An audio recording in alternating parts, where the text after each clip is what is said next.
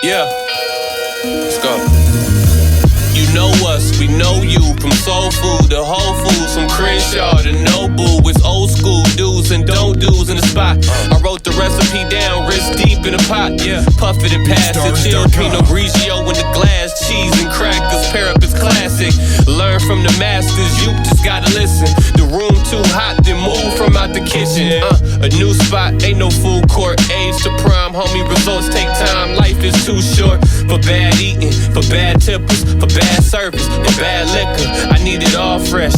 Follow directions, I explain it on the back. A little bit of this, tablespoon of that. Yeah, just watch the mix. I done made this here from scratch. It ain't about where you from. They don't love you where you at. Think about it.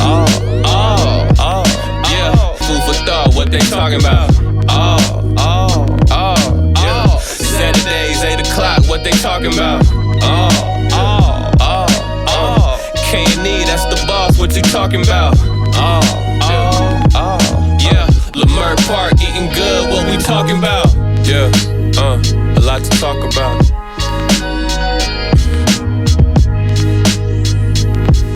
Bam, bam, bam, bam. You know, when you hear that theme song, it means that it is Saturday night and we feel all right. And it may not be Saturday night because we have switched the show to a digital platform, but it is Food for Thought with Karen and Ernest. She's the Karen, I'm the Ernest, and we are back at it again. K. Lou, what it do? How you feeling? I'm good. I showered today. I am so glad to hear that. I'm glad to know that you think enough about me to... No, it's funny you open the show with bam, bam, bam, bam. And I have a new favorite person. She doesn't know she's my favorite. Her name is Nika from Fashion Nika. Shout out to Fashion Nika. Okay. And when someone, she has these auctions on bags, and when someone wins the bid, she goes, bam, bam, bam. And I'm like, no, there's 4. Right. She doesn't She really... does 3. Bam, bam. She doesn't, and does she do it soft like that? She does it soft because she has a soft voice. Does she It's not so understand cute, that though. the purpose of the air horn is to be loud and obnoxious? She Kinda doesn't like want to me. be that. No, she doesn't want to be that. So you were reminding me of that. How you been? Man, if any better would be a crime. It is still Black History Month, so I'm loving that. We're able to still celebrate that. And so tonight, in honor of, well, not in honor of Black History Month, but tying into Black History Month, I get to go to a UNCF masked ball tonight, and I'm hoping that it is not like other shows that we've been to where the food is bad. Well, the food wasn't bad. We went to an event. Karen and I went to an event where the food was great, but the wine, like it was jailhouse wine. It was like, horrible. It was like wine that somebody made in a toilet bowl. It tasted like it had been sitting on a crate for it wasn't aging, it was de-aging. It was really horrible. It tasted like a glass of sulfites. Right. Yeah. Yeah. So I'm hoping that the food at the UNCF Mass Ball tonight that is hosted by Dawn Lewis and some other people, I'm hoping that the food is on point, but I am really excited to be able to go there as it applies to Black history. I know, I'm sad that I can't go. I have a previous engagement, but it's going to be fine. Yeah, it's going to be fine. We're going to both be in great rooms this evening. Yeah, and then,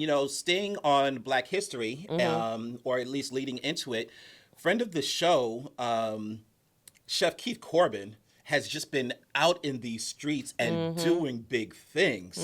Friend of the show that hasn't returned my text, but it's fine. Yeah, well, I mean, but Wait till I see him in these streets. But if I tell you why, well, and I think you already know, nothing justifies that. He's out here. When I say he's out here doing big things, absolutely. He is a contestant on the show on CBS, which is America's Culinary Cup. It is hosted by Padma Lakshmi, and he's one of the contestants on there. He is also somebody that is not performing. He's also somebody that is going to be cooking at the No Child Hungry event, which is happening, and there are a lot of big chefs, the Voltaggio brothers, Brooke Williamson. There are a lot of people that are part of that. And that's in April. That's in April. I don't know if we can take it personally that I'm not taking it personally, but my friend my friend Yep, here we go. Her friend should be texting me to say, I don't really have time right now, but I'll see you in a couple of months. Right. Well, Yeah. you know, shout out to Chef Keith Corbin because you know that you have a place with Yeah. us. This is home for you. We're really, really so proud when of you him. come back up for air, Yeah. come on the show. And speaking of America's Culinary Cup, we're gonna have one of the judges Yeah. who is on. Who is one of the judges on the show is going to be on our show shortly, and he is the owner and executive chef over at Providence and Mm-hmm. Connie and Ted's here in Los Angeles, and so that's That's exciting. a staple. Both of his restaurants are a staple, but Connie and Ted's has been around for a minute or three. That's really, really cool. Well, so has Providence. Providence has actually, I think, been around longer. oh, really? And, I thought Connie and Ted's was first. I'm not sure. It well- doesn't matter. They're both still here, and that's amazing. Yeah. Because we have reported out about. It's okay if you wear your Baileys. Yes, We're asking them to I be want a some sponsor. Baileys to go. And I already had a visual of you, like, you know. Oh my God. No, but we've talked about the restaurants that have closed, and Yeah. for both of those restaurants to be legacy, that's amazing. Yeah, and and the chef is a James Beard Award winner, so we're really excited about that. And speaking of James Beard, the James Beard Foundation has announced some of their semifinalists, not some of, all of their semifinalists, and there are some friends of the show and future friends of the show that are on that list. Do you want to start by telling them who one of those people are? One of our other faves, Chef Gilberto. Chef Gilberto He's Cetina. he's killing it too. Right? Killing number it. one on LA Times 101 Yep, Best Restaurants. yep. The James Beard semifinalist. He is just out here. But that happened after meeting us. I was going right? to say that happened after him being as on a our reminder, show. I mean, you know, Midas Touch. his Michelin star. Well, Midas he had Touch. Michelin stars before, but Yeah. I was going to just say you're gonna in take my a little head. credit. You're in my head This that much. it's all about us. Like Yeah. once we put people on our show, to the moon, Alice, to the moon. No, but I'm excited for him and happy for him and all the things. He's just such a wonderful person. Yeah, I'm excited for him as well. And I think that it's speaking of the James Beard Award semifinalists, we have future friend of the show, Chef Kwame. He was on the list as well, and so that is amazing. Yeah, we spoke of go ahead. Tatiana fame. Yep, Tatiana fame, and he's going to have his new restaurant in Vegas. Is it going to be Tatiana also, or is that? I don't think so. I think it's something different. Yeah, we'll know when we know. Yeah, well, they'll know when we know. We'll make sure we tell them. Absolutely. But so Chef Kwame is also one of the James Beard semifinalists. We mentioned Providence. Providence is on the list as one of the outstanding hospitality. There is another restaurant that is here in Los Angeles, and that is Nika Nakayama from N Naka, and she's on the list of semifinalists. I've been meaning to go there. I've never been there. Yeah, I I've haven't never been there yet either. But and what this all plays into is LA is really, as we have talked about, becoming a hub for food. Like in the past, it's always been about New York. It's been about all of these other places, but LA is really starting to get its shine. Yeah, and I think, I mean, I know that people aren't done, but I think it's arrived comparatively speaking. If Right. we talk about 10 years ago, 15 years ago, like for sure, this is a destination for food. Yeah, and I know that you probably want to make what matters to you is that as it applies to LA, for the outstanding wine and beverage program, there's a restaurant called Cato, which is on the list. And then the Been best meaning to go there too. The Go best ahead. new bar is Daisy, which I haven't been to yet. Oh, I saw so- that. I want to run there. So I'm saying, So I could tell LA, that. like we have Yeah. all these James Beard Award Yeah, yeah, nominees. yeah. We're here for it. Well, when we come forward, we're going to be able to talk with our guest this evening, and I'm really excited about that. You're listening to, watching, vibing out to Food for Thought with Karen and Ernest. When we come forward, more savory sounds from the culinary world. You're listening to Food for Thought with Karen and Ernest.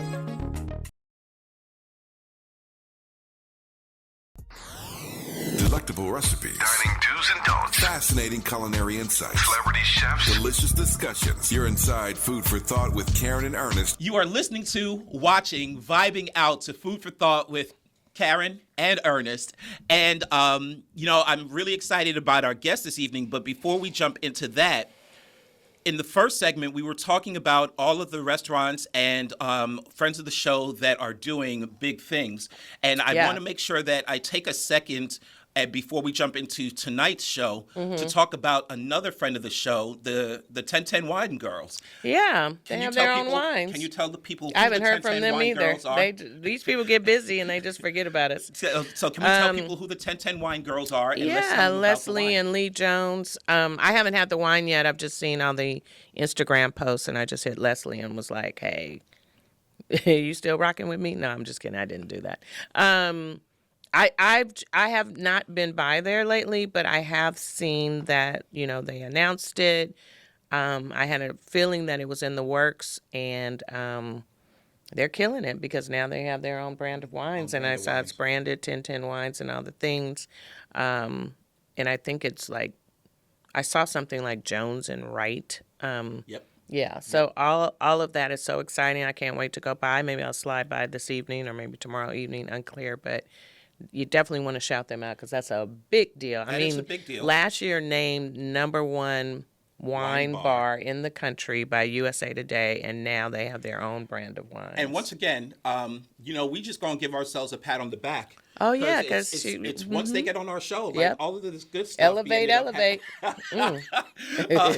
So, like I said, I'm really excited about our guest tonight. So, she hails from Tennessee. And it's so cute because she's got that little southern drawl, even though she's been here in LA 14 years.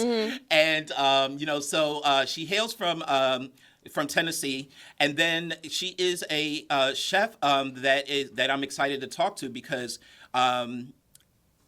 everybody knows who listens to the show that you don't eat chicken. Right. And she came with some turkey as an alternative. Absolutely. So I'm excited about that. You can find her on the IG at Melnificent Wings or at Melnificent Foodie. Okay. But she is known to you guys and to us as Chef Melissa Cottingham. Hey, how are you, Mama? Bam, bam, bam, bam. Oh, you gonna remix it? Okay. So we invite you on our show, and she's like, I'm gonna be the DJ as well. Bring the vibes. Okay, so I was just talking to her before the show, and I don't know, maybe you were saving it as a surprise. You didn't tell her that I had gone to Medan, and I did not tell her. So I told her, and we could share that story. And from that story, or me sharing, I found out that she does all types of birds, which excites me because I like duck, I like squab, all the things. Let's. That's dope. Quail, turkey, chicken. That's dope. Okay. Well, let's take a step backwards and we're disrupting his groove. It's a girl man's over here, and now he's like, I got to reinsert myself. That's how it always goes. Like, it's always a matter of Karen's like, and then we'll be in, and then we're like. So, Chef, thank you for being here with us. It's great to have you here. Thank you for having me. So, tell us a little bit about what Melnificent Wings is, and then we'll talk about the backstory about how it started and your journey. So tell us a little bit about where you are and what's going on. Okay, well, Melnificent is a brand, an overall brand. Okay. It starts with Melnificent Wings, but later down the line, it's going to be a group, a restaurant group. That is the goal. Okay, so listen, speak it and manifest it, all of it.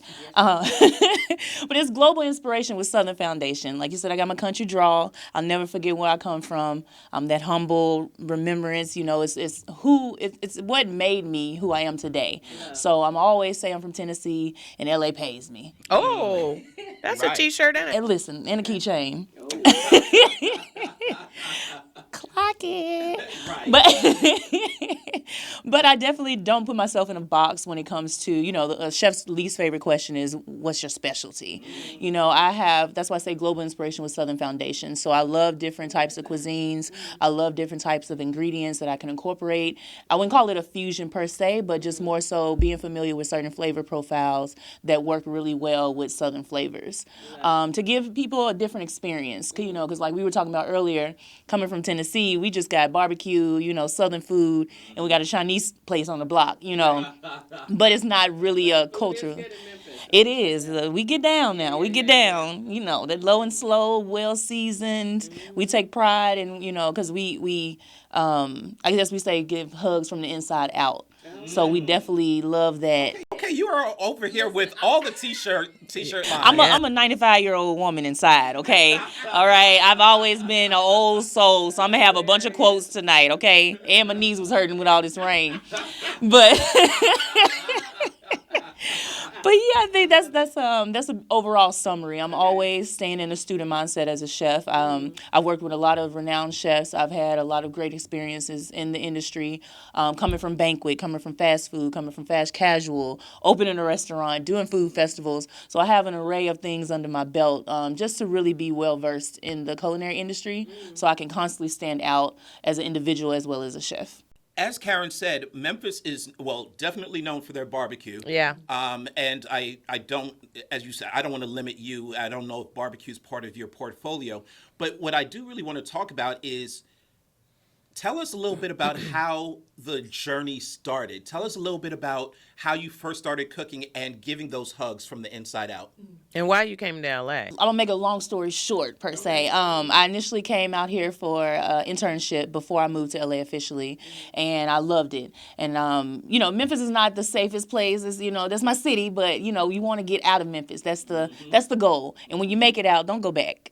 Go back to visit, obviously, but if you make it out, if you have that ambition, and get out of Memphis. So that's why I constantly make sure that I'm, that representation, that you can do it regardless of where you come from, regardless of your environment, regardless of what you went through, as long as you keep that mindset of like, I'm gonna make it, and my mom instilled a lot in me with that. And so I moved her and my sister to the Bay Area. So we were in the Bay Area first. Unfortunately, a year later, she was diagnosed with breast cancer, which is why I really push, get your tatas checked, and advocate for yourself. Don't let them tell you no, because they kept telling me, oh, you're too young, wait till you're 45, and it's like, why do I have to go back and forth about me wanting to be on top of my health? And just to piggyback, because as much as I'm in denial about my own tatas and the size of them, I have very dense breasts. And so I was told by a friend that you should also not just have a, what is it called, a mammogram, but also ask to have an ultrasound. And an MRI. So that people can get in there and really see what's happening. Exactly. So we encourage all women to do that, especially if you have dense breasts. Right. And then you don't have to have the top of the top insurance either. Medi-Cal will cover all of that as well. But you definitely have to push back and advocate. No, absolutely, because I'm big on that for sure, no matter the age, because with all this stuff in the food. But that's another conversation, listen, part 2. That's why I don't eat chicken, quite frankly. I sneak a Wingstop wing every now and again, but yeah. Did you say Wingstop?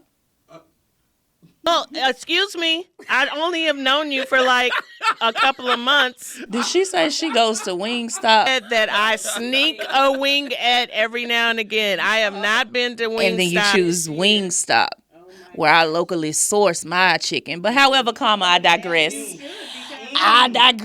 No shade, Wingstop, So just so we're no, clear, she letting me have it. Okay, so now I gotta woo her again. I know. Listen. Of course, Petty LaBelle. Of course you would.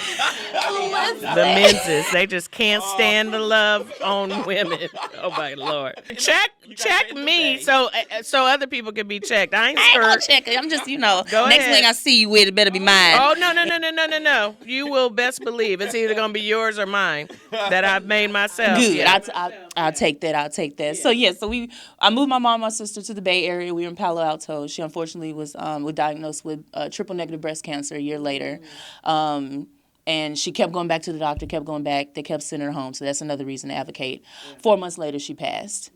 No, thank you. So she's the reason why I cook. She's the reason why I keep going and why no one or nothing could ever get me off track. But I knew I always wanted to come to LA. And so I came down to LA. I knew no one here, but I'm from Memphis. When you're from Memphis, you hustle. You know how to hustle, okay? You gonna make a nickel out of 2 pennies, okay? Is your sister still in the Bay? No, she went back to Memphis. Okay, got it. She went back to Memphis. Okay. So I came down here, hit the ground running, got a couple of administrative jobs because I know how to do that. And then it was like, as I slowly released her stuff over the years, I found her recipe books. And I was already finding my tribe, and I was cooking on Sundays, and I called it Soul Sunday for all the transplants, for us that really, or just being from Cali and they haven't had a good soul, like not a soul, but Southern meal, like a good meal. Have you had a good Southern meal lately? No, but I will I would have like a the future wings invitation. and, well, yeah, At her home. But like you said, we've only known her a little bit. I'm trying to ease but just so we're in. clear, you have officially been put on notice. If we not invited to these Soul Sundays even though we're not transplant. If I don't return any texts, I know she coming for me. She coming for me. Listen. I better not post not a thing if she is not in the room. Okay, I learned quickly. All right, you put it down once, I'm gonna pick it up and put it in my backpack. That's it. So you started cooking on Sundays for transplants and helping them trying to kind of finding your tribe. Mm-hmm. And how did we move from those situations to setting up to the successes that you've had? And we're going to talk about some of those in particular. But how did you transition from cooking for friends to cooking for the masses? Well, I started off doing like production assistant work. So I was working on sets, commercials, films, TV shows. And I would always just bring food and I'm like, try this, not thinking of changing into a career because at that time I wanted to be a director. Okay. And yeah, that didn't happen. But I was like, this is not feeding my spirit. I don't feel like my soul is being fed, trying to go the director route for me. And so I would do that and I transition. I was like, I love making wings. I love me some chicken. And I've tried a couple of places out here. And aside from like the Korean places, I really didn't find great wings. Okay. And so I was like, let me start a concept. And then for me, I like to throw me to the sharks. That's the best way to win. I did Taste of Soul. Okay. Yes, that was my first. I was like, well, we're going to see. We're going to see. 2018 was the first one. And for the people that are watching and listening that are not in LA, Taste of Soul, there is a legendary strip of road called Crenshaw Boulevard here in Los Angeles. And Taste of Soul is an event where there are thousands of people and hundreds of restaurants. And it is a day full of programming and food and fun. So for you to be able to just say, I'm just going to jump in and give the world show them what I got at Taste of Soul, that's big. Like, that's not just getting in the shallow end. You just jumped in. Yeah. So no, we sold out in the first 2 hours. Oh wow! I was like, wow. Okay, so there's a market for it. But I sent some of my cooks to the Restaurant Depot, got some more chicken. We was back up and going. The same day. The same day. Oh, I wasn't finna lose no money now. Right. Listen, say it again for the people in the back. Listen, I love that. We ain't gonna lose no money. Okay. So I was like, okay, cool. So I did it another year after that, and I was like, all right, we're gonna make this concept something. Now, given I didn't think that it was gonna take off the way that it did, so I did kind of have to work backwards. So I am honest about that, getting certain things in place, because it was just something like, I can't find a good wings, I'm gonna cook it. Yeah. All right, let me, but then it took off, and I was like, okay, yeah, this is something that is different because I don't have just regular chicken wings. And I always say my slogan, another saying, here comes the tendency, if it ain't brined, it ain't mine. Ooh. So I brine my wings. Mine don't come from a bag into the fryer. Nice. Nicely marinated, as we say in the South, for 24 hours or 48 hours prior. And then incorporating that different type of cuisine, in it, having an array of different types of wings under one roof. So people, because in the South, it's like, we only going to eat American food. And I want my people to, back home to try different things. Because even like my godfather's like, I only want American. I'm not trying nothing else. Right. But if I make it, a lot of people trust me with that, and they'll try it. So, I have some questions, but I think he's gonna cut me off. So, when we come forward, I would hate to cut you off. I wanted to. I'm gonna wait, but you're learning that patience thing. All right, what is the world coming to? Who knows? Maybe in another 3 years we'll actually. Anyway, but another 3 years and we'll be living on an island. Say it again for the people in the back. We'll be living on an island. Food for thought, global, all the things. So TV, digital. Our guest this evening is Chef Melissa Cottingham, and when we come forward, we're going to continue talking to her about her journey. You are listening to, watching, vibing out to Food for Thought with Karen and Ernest. When we come forward, more savory sounds from the culinary world. You're listening to Food for Thought with Karen and Ernest. delectable recipes, dining do's and don'ts, fascinating culinary insights, celebrity chefs, delicious discussions. You're inside Food for Thought with Karen and Ernest. But You are listening hilarious. to, I am watching, and vibing out chuckling. to Food for Thought with Karen and Ernest. She's the Karen. I'm the Ernest. And Clearly. that hasn't changed. No. Our guest this evening is Chef Melissa Cottingham. And she has been telling us and giving us a little bit about her journey into the food world. And we're going to continue talking with her about that. But before we move forward, we've given people an introduction to you, but why don't you tell people where they can find you? What is your social? What is your website? How can people get in touch with you after the show? After the show, you can also, we'll talk about this, Smorgasburg on Sundays, every Sunday, 10 to 4. But Melnificent Foodie, MELNIFICENT Foodie on Instagram. My website is melnificent.com. Those are probably the best two ways. And I respond to my messages. So a couple of things. I think, one, when you were talking about cooking for people on Sunday and building your tribe and all the things, Ernest and I talk about this all the time with most of the guests, how food is really an element, a source, an asset, all the things that bring people together. And so it's very communal, right? And so that's so cool. And so I will now share my story of how I came across you. Because I feel like that's another community entity, and to see you being one of the premier restaurants or brands there was really exciting, right? And so there's a place, Angelinos and non-Angelinos, called Medan Market in the West Adams. Well, it's on Jefferson, kind of Jefferson Parkish, West Adams-ish. And you were one of the, I'm just going to say it, because I can lend all my words, one of the anchoring restaurants that debuted and opened the market, which is a tall task. So kudos to you. My hair's not combed. I would take my hat off, but I do tip it. I tip the beret to you.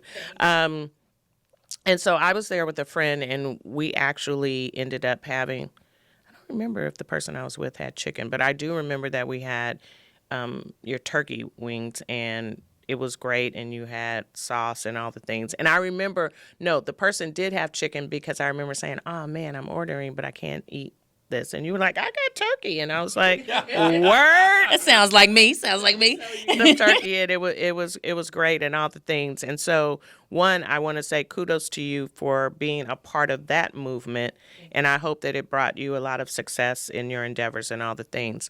I think the other thing that you said that really resonated with me when you were trying to get me, I got y'all. Make sure you rewind if you're coming in on this. Check for it later. And happily got.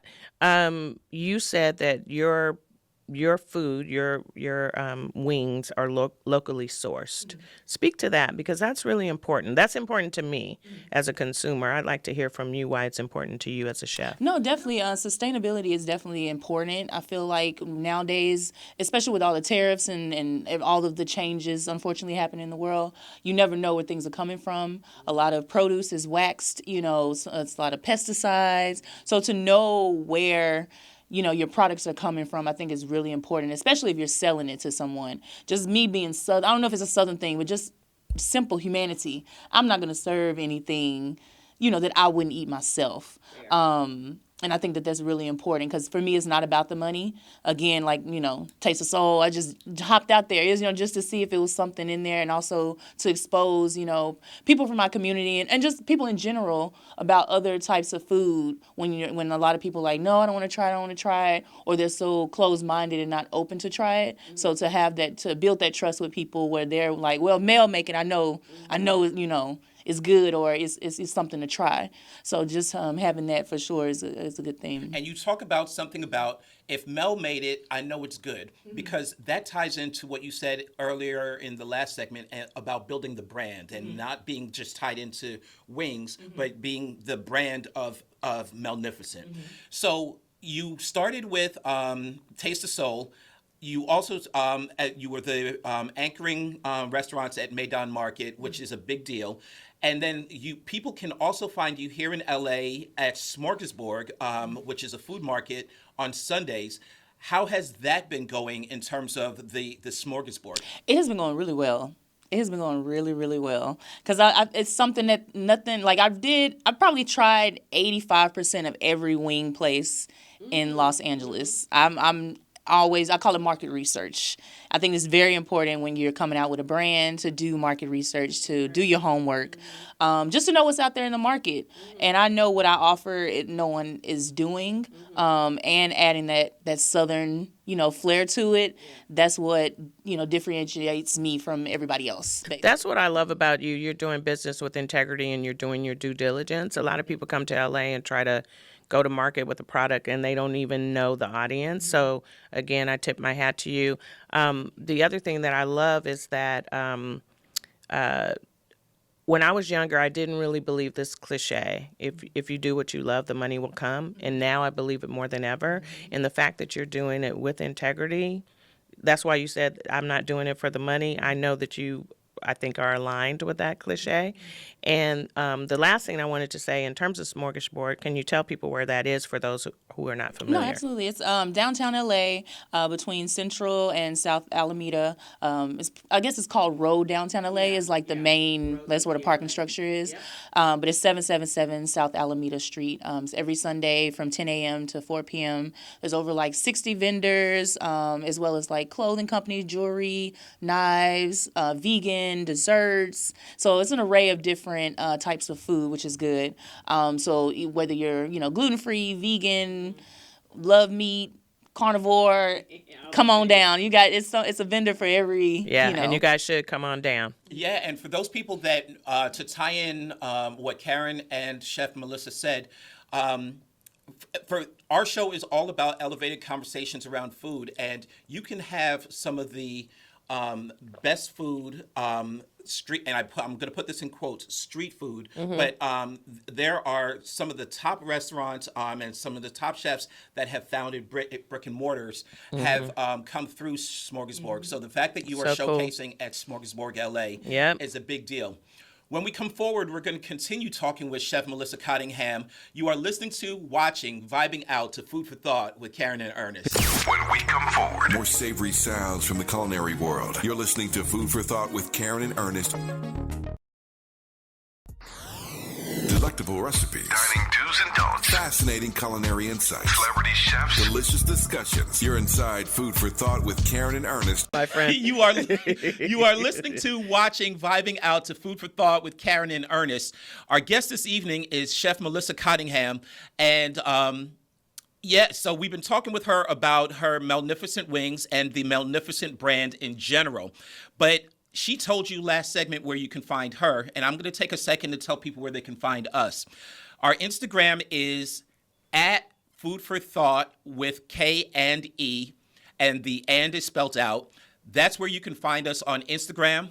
That's where these shows will live on YouTube, youtube.com/at Food for Thought with K and E. And if you're one of those people that wants to shoot us an email because you need some more in-depth information about something we've talked about, our email address is foodforthought@foodforthoughtwithkande.com.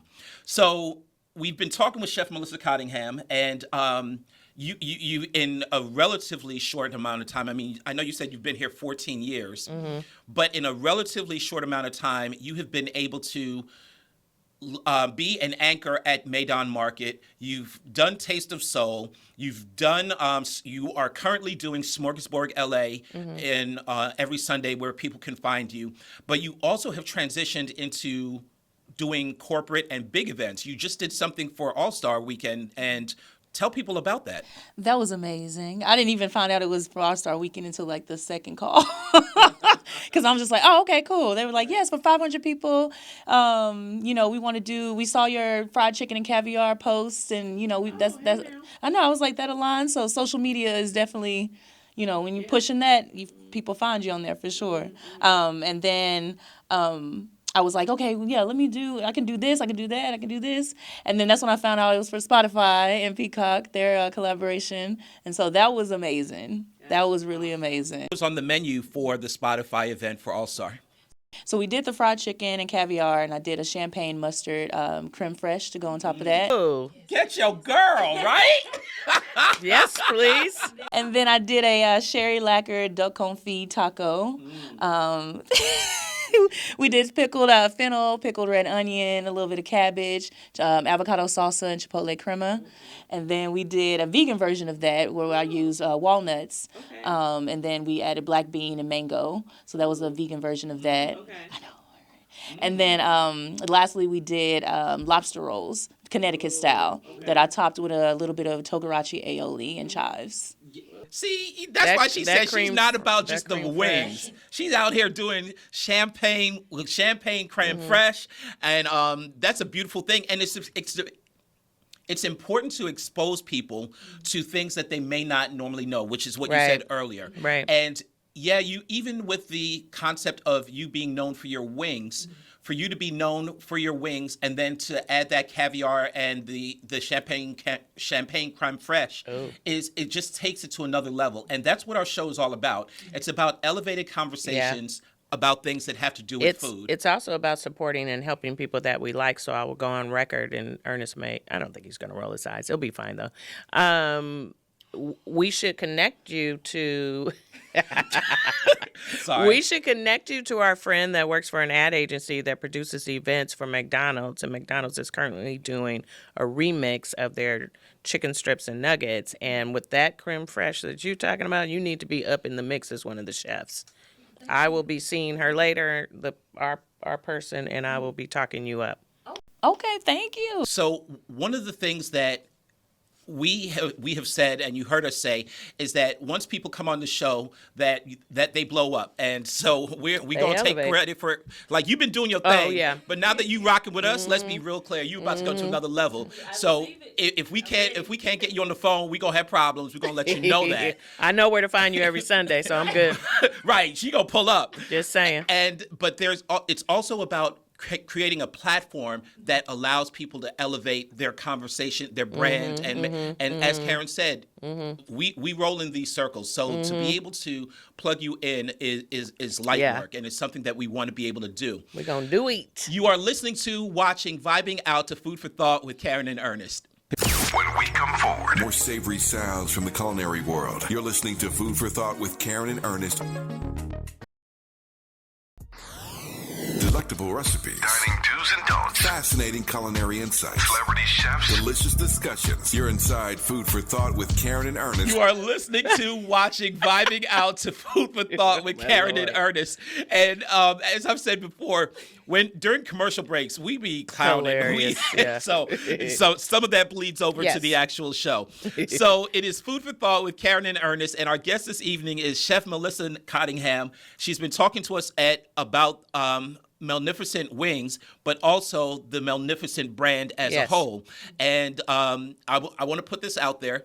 Now that we've had you on the show, you have a home here. So we definitely want to have you back on. And absolutely. Because I feel like we're just getting the tip of the iceberg as it applies to your journey into food.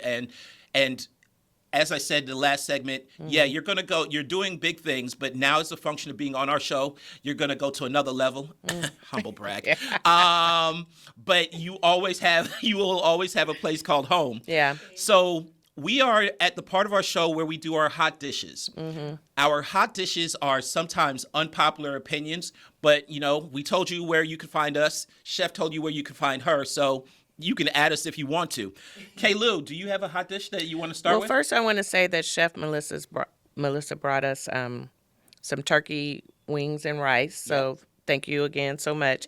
And you guys would not have wanted to see us eat this because both Ernest and I will be wearing our food home. So it's okay. We'll tell you about it later. My hot dish is that when you sit at the bar at a restaurant, you're sitting there, for me, in my opinion, to also build community. Like, you're coming in maybe with one other person or maybe just yourself. And when you're sitting next to people, I'm not saying you have to talk to me all night, but there should be some sense of community. And I was at a place the other day where, I'm greedy, so I don't need community at the bar, but I love it. It's just an extra bonus to be able to meet people and talk to people whose paths you might not cross. And I just felt like people were being a little alienated. To my left, this woman came in with her husband, and the husband just seemed like he had a bad day, so I definitely wasn't going to strike up conversation with him. And then there was a lovely couple to my right, and maybe they were just so in love they didn't have time for me. But the point is, when I sit at the bar, I purposely sit at the bar so that I could talk to other people. Absolutely, the bartender. And shout out to bartender, that's not how you say. Shout out to Gennaro. I can't roll my R's. I told him that already, so I'll probably just start calling him Jay. At Broken Spanish, he makes the best margarita with a salt float instead of salting the rim. You'll see. Okay, that's mine. Chef, I'm going to let you have the... Oh, the hot dish is when people don't do that, when they don't talk in their communal. Okay, sorry. So, Chef, do you want to jump into your hot dish? Yes, the slow baked, low and slow. I'm Southern, 95-year-old woman inside of me. I do not like air fryers and pressure cookers. Don't rush my food.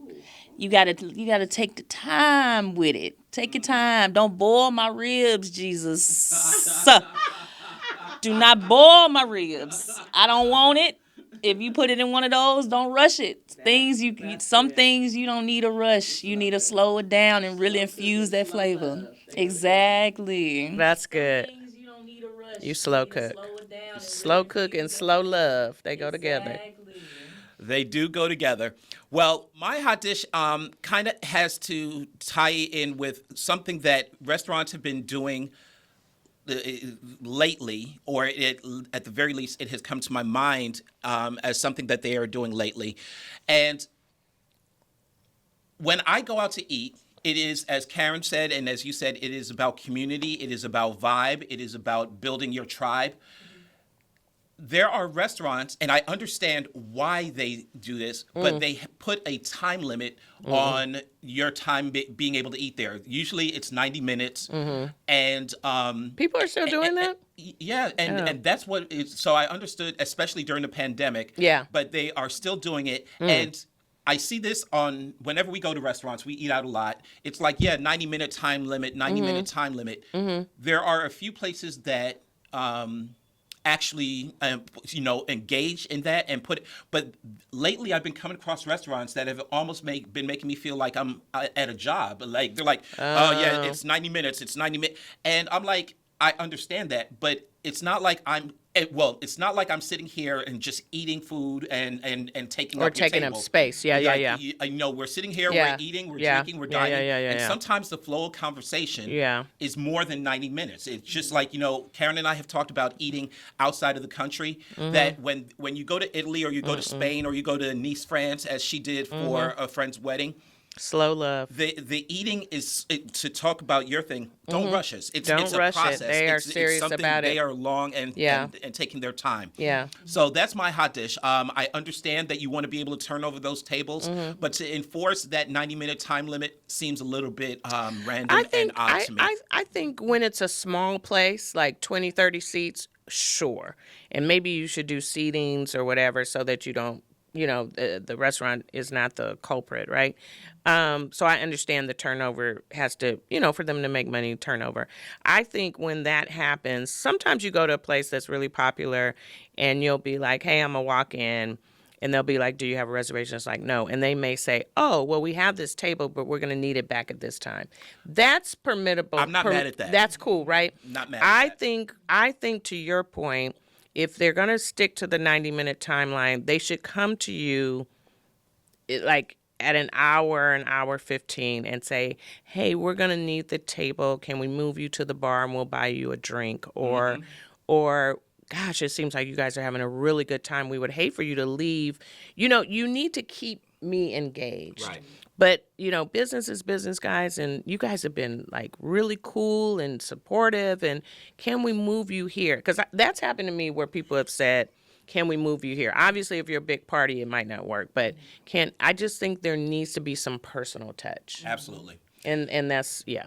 Well, we say it every week, and during the commercial break, Chef acknowledged, but it is amazing how quickly time goes by. Our guest this evening has been Chef Melissa Cottingham, at Melnificent Wings on the IG, at Melnificent Foodie on the IG. It is at Melnificent Foodie, right? Yeah. So, as we said in the previous segment, you now have a home here, so Right. we definitely want to have you back on. Yeah. Partner, we made it through another one. Yeah, we and- need to talk about that health stuff. Yeah, Yes, we for definitely sure. will talk Yeah. about the importance of organic Yes. and local sourcing. And all the things. We made it through another one, partner. So, as we usually say at about this time, Bye.